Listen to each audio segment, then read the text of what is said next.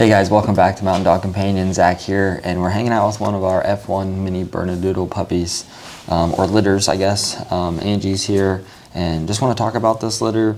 So yeah, Angie, who do we have as far as this litter go? Paint and Firestone. This is Paint and Firestone's litter. They were born on 1/18. That puts them at about 2 3/4 weeks. So they'll turn 3 weeks old this weekend. Today actually is right around day 16, so it would be the final day of our scent training. Today the scent is lemongrass, so I'll show you a little bit about that. We have 4 females, 3 males in the litter. Great marked puppies. You can see the curl coat starting to come in on them. They're super healthy at this point. We've got nice round bellies, so that's all the things we like to look at this stage. They're starting with their eyes open. The next couple of days, our ears are going to open up, and so I recently heard something, and I read a lot, and it said that puppies are born blind and deaf, and I thought that was a pretty bold statement because they're really not deaf. I wanted to challenge that person. They're not deaf. It's just that the ear canal is closed. Deaf would mean that the sound would not transfer into that canal. That's not the case. Right now it's just closed. And so as they begin to grow, that ear canal opens up. That happens between 2 and 3 weeks. They're also not blind. Their eyes are not fully developed. So puppies are born as neonates. That means they finish development outside the womb. Unlike horses, they're primates. They're born ready to roll. So that first 2 weeks, we have the opportunity to imprint and change the future of these puppies. And we do that by our early neurological stimulation, which is changing the blood flow in the body, waking up the brain. So we hold them upright for 5 seconds. So actually today would be the last part of that too, not just the scent. We hold them upright for 5 seconds. Hello, little love. And then down for 5. I know, we hang on tight when we do this because I don't want to drop them. On their back. Yep, you're okay. You're okay. You're okay, yeah. Good girl.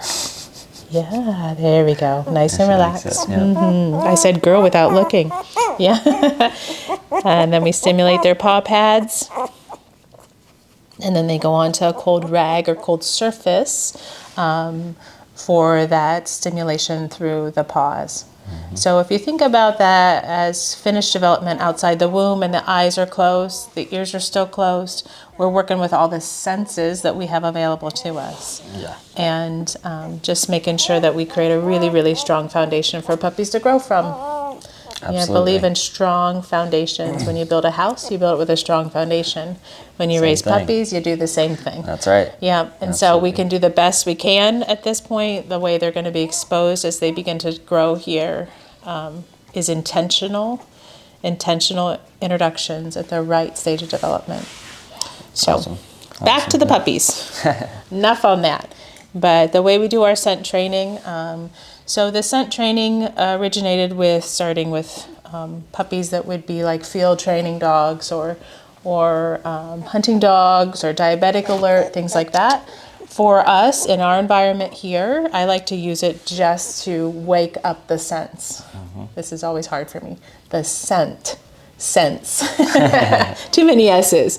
But if you think about it, eyes and ears are closed, right? So what do I have access to? Brain flow, blood flow in the brain, inside the body, and then also the scent, and then the paw stimulation down here. So those are the only things I have available until the eyes open up and ears open up. Now, coming forward, next week, they start sound therapy. So at that point, these little ear canals are opened up. They're not deaf. But this little canal begins to open. You can actually see the formation, and you could stick something inside. You cannot do that prior. And so at that point is when we get access to that. And then we do structured training with fireworks, sweepers, things like that. Loud noises. It is right before puppies hit their fear stage. So we want to make sure that we are introducing them to those sounds when they can experience it, which could, in a sense, cause a startle, but then be able to be cuddled back with their litter mates. So it's a neutralized effect. So with the sound therapy, our scent therapy. I'm getting my S's all mixed up today. They get to sniff the scent for up to 5 seconds. There goes the head dropped into the tin. You probably can't capture this on camera, but there was a deep sigh. That's usually a sign there's another sigh. And if they enjoy the scent, it's up to 30 seconds. And generally the head will lift out of the tin and pull away when they're finished. Lemongrass is an easy scent, so sometimes, there it is. Yeah, wow. Yeah. Sometimes they enjoy it a little bit more. I do have a variety of scents in here. So we have some from the kitchen. So there's cinnamon, that's a nice scent. But then we have leather, tennis ball, rabbit, black tea, that's a harsher one. Cloves, pine shavings, soil. So just a variety of different scents in there. But lemongrass is a softer one for them, so they generally kind of enjoy that one. And it's a nice way to finish out the whole program, right? Day 16. She looked like she enjoyed that. Yeah. Absolutely. Yeah. So we've got some in the litter here with stronger white collars. In Bernedoodles as F1s, you can get some with the white collars and you can get them without. And then you can also get them with the 5 white strands. 5 white strands. Spot right there. Yep. So this here, like being able to hold them this way, is a sign of the handling. From at day 1, 2, 3, they flail like crazy. They don't want to be held this way. So this is part of conditioning. And then at this point, we gently handle them. We always check little bums. We like to make sure their little bums are shaved. Another fact that I like to share with families is that mothers stimulate puppies. Remember, they're developing those first 2 weeks. So if she does not lick them for urination and for fecal to come out of the puppies, they can die. Wow. So we have to keep a real strong eye on that. So the handling is also changing the blood flow, but it's also handling the puppy as well. So you can check for things or signs that may look off in any way, if the little back end needs to be cleaned, or sometimes we have to act as mama with a wet towel and try and get that to happen. Yeah. But right around this stage, between 2 and 3 weeks, they're also starting to get their leg strength. And when they get their leg strength, then they can start to eliminate on their own. So I call this the drunken sailor stage, because they literally will start to get those back legs and they wobble and fall and wobble and fall. And then in 1 more week, they're going to be up and moving around strongly. Yeah. I remember with one of my early litters, our son came in, he was younger at the time. He said, "Mom, something's terribly wrong with these puppies. They cannot get their legs. They're falling all over the place." And I said, "Honey, they're learning to walk. It's like a toddler. They don't walk strongly either, right? They toddle this way, toddle that way, fall.